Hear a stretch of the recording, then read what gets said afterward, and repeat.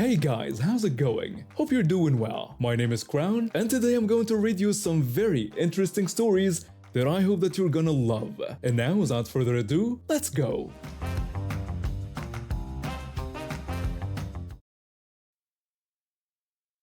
I started working at this family-owned Italian restaurant when I was 17, right after my family moved to this small town in Pennsylvania. My parents had divorced, and Mom wanted a fresh start away from the city. Being the new kid in a small town wasn't easy, but that restaurant became my second home. The place was gorgeous, all brick and wood, with this amazing outdoor waiting area featuring a pond with waterfalls. Inside it was always bustling with energy. I started as a dishwasher, but within 6 months, I was cross-trained on every station. The owners treated us like family, and my co-workers became my closest friends. We'd hang out after shifts, cover for each other during exams, and celebrate birthdays in the break room with leftover tiramisu. Everything changed when the original owners decided to retire and sold the place to this corporate restaurant group. They brought in this new general manager, this massive guy who walked around like he owned the place. Everyone called him Fat Andrew behind his back. And let me tell you, the nickname wasn't just about his size. This guy was bitter about life. He'd failed the physical fitness test to become a police officer multiple times, and now he was taking it out on everyone around him. From day one, he started making changes that made zero sense. He'd schedule servers for morning shifts when we didn't open until 4 p.m., or put our best cook on dishwashing duty during Friday dinner rush. When I asked him about being scheduled for 65 hours while still being in school, he just dismissed me, saying if I couldn't handle the hours, maybe I wasn't cut out for the industry. When I tried to bring up labor laws, he shut me down, telling me he didn't need a kid telling him how to run his restaurant. That's how every conversation went with him.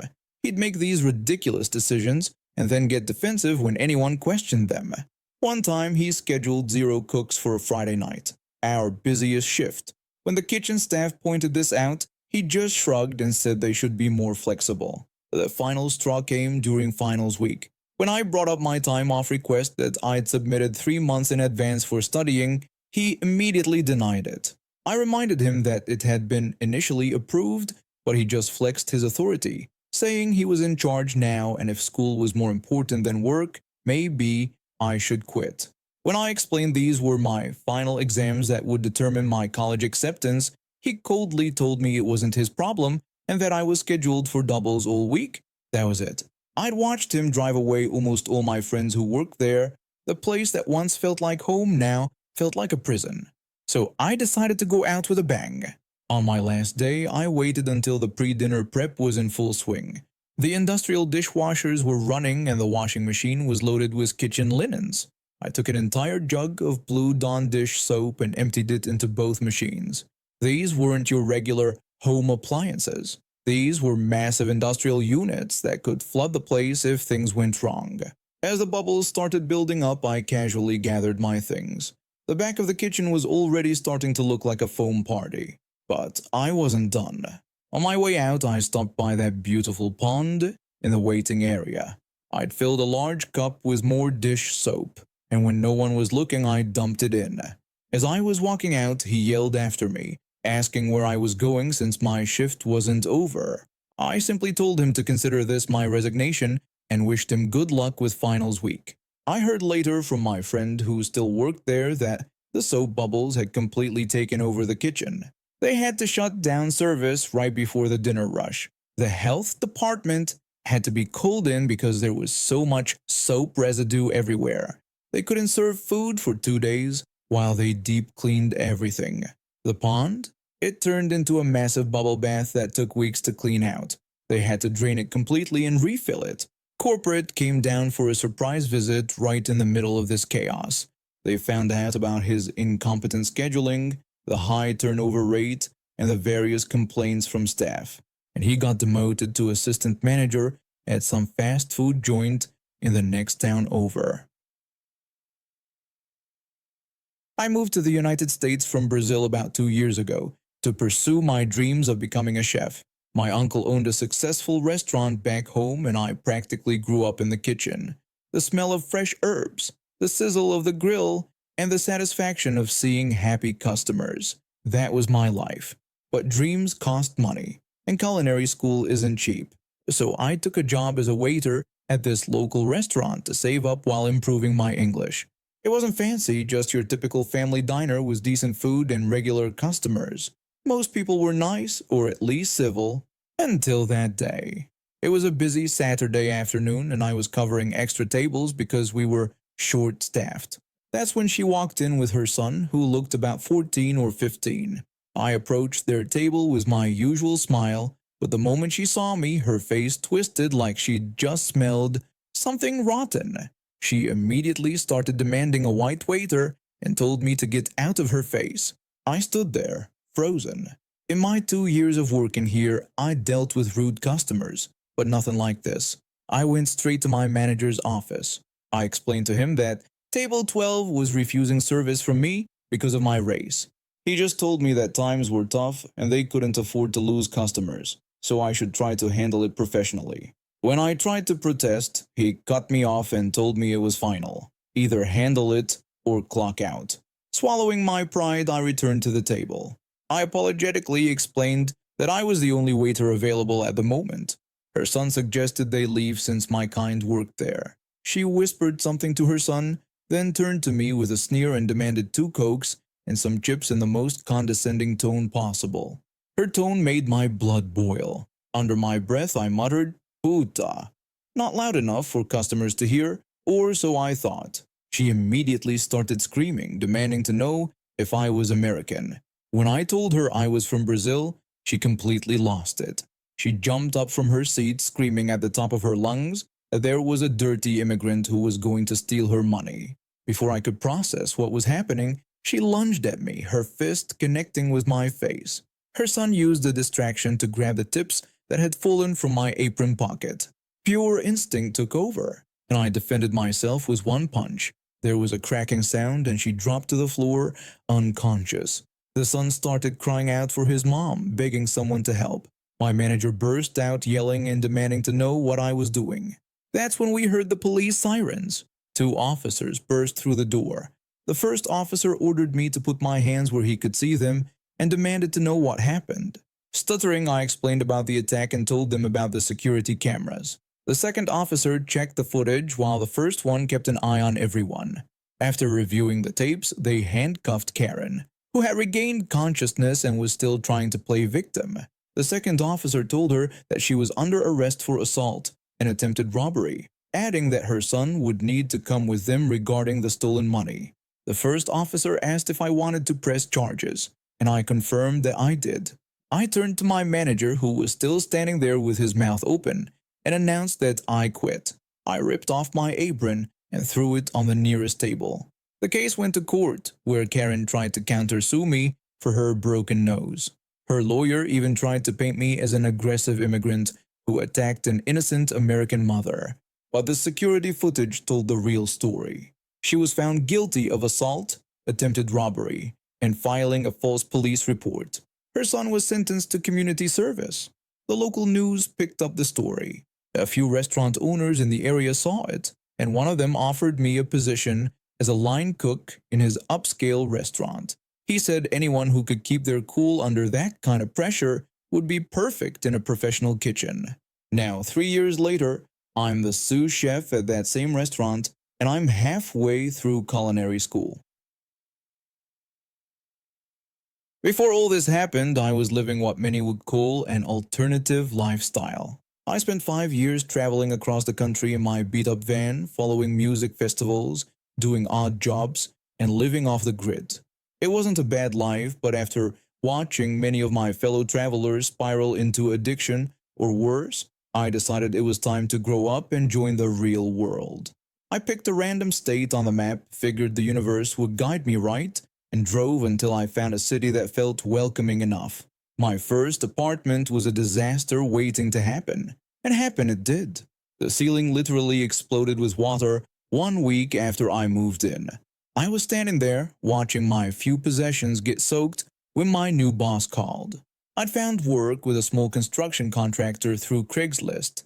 When I told him about my ceiling situation, he immediately played the hero. He told me his landlord had a place I could rent, and when I asked about the price, he said it was $500 a month, claiming it was a steal in this market. A steal wasn't exactly the word I'd use when I saw the place. It was basically a glorified tool shed with a half-finished bathroom. But after years of living in a van and now dealing with a waterfall in my apartment, even this seemed like an upgrade. The landlord lived in the main house in front, and my boss had a pretty nice little two-bedroom place right next door to my shack. I didn't mind though. I'd learned to be content with less during my traveling years. I spent my free time fixing up the place, making it more livable. The landlord would often stop by to chat, and I helped her with yard work and small repairs. She was a tough but fair woman who reminded me of my grandmother, straight shooting and no nonsense. Everything was going fine until my boss started acting sketchy about payday. He explained that an investment he'd made had gone south, and he couldn't pay me that week, but promised he'd pay next week for sure. I told him I understood, trying to be sympathetic. Another week passed, and still nothing. He just told me to hang in there, saying we'd finish the job next week and he'd pay me everything. When I mentioned needing to buy food, he walked to his kitchen and came back with some cans. He offered me corn and beans, like that would solve everything. By the third week of no pay, I was done being understanding. I confronted him about the thousands he owed me and told him I needed to pay rent. His face turned red and he exploded into a rant. He called me ungrateful, reminded me that he got me the place to live, and claimed he'd been nothing but good to me. He threatened that I could pack my stuff and leave if I came at him like that again, but then said he'd pay my rent for me, acting like he was doing me a huge favor. He finished by telling me to shut up and that he'd pay me when he paid me. That's when I decided to talk to the landlord. I figured she'd understand if I needed an extension while I found new work. I approached her carefully, apologizing for having to ask, and explained that I needed an extension on rent because the boss hadn't paid me in weeks. I've never seen someone's face change so fast. Her eyes narrowed and her jaw clenched. She exploded with rage about him being a no-good, selfish piece of garbage, saying she'd had it with him. She stormed past me before I could say anything else, screaming that he needed to get his stuff and get out. She declared that I would be moving into his place, and he could sleep in his truck for all she cared. I could hear them arguing for over an hour. The boss came to my shack that evening, slammed $600 on my table, and left without a word. 3 days later, he was gone, moved out completely. The landlord let me move into his old place, fully furnished, at a lower rent than what he was paying. Turns out the owner's been looking for a reason to evict him, and my situation was the last straw. I found a better paying job with a legitimate construction company the next week, and the boss? He was still trying to scam people 2 states over, but his reputation had followed him there. The landlord and I still keep in touch. She even helped me start my own small contracting business a few years later. This happened a few years ago when I was trying to find balance between running my business and having a life. My solution was simple: do what I love and share it with others. One of those things was free diving. There's this amazing spot in the Caribbean called Laguna Dudu. After visiting it the first time, I fell in love with the place and became a regular. The staff knew me so well that I was treated more like a friend than a guest. It's this beautiful location with underwater caves, natural pools, and a fascinating history involving ostriches. Yes, you read that right. On this day, I arrived early and set up my tent. I was getting ready for some dives, standing there with my wetsuit half on, when I noticed a woman and her daughter looking completely lost. I knew the staff didn't speak English, and the woman had that distinct "I don't speak Spanish" look about her. I called out to ask if she spoke English, and she confirmed with visible relief. When I mentioned that she looked lost, she explained that they had gotten separated from their tour group while trying to explore the place. She admitted to being unsure where anything was located.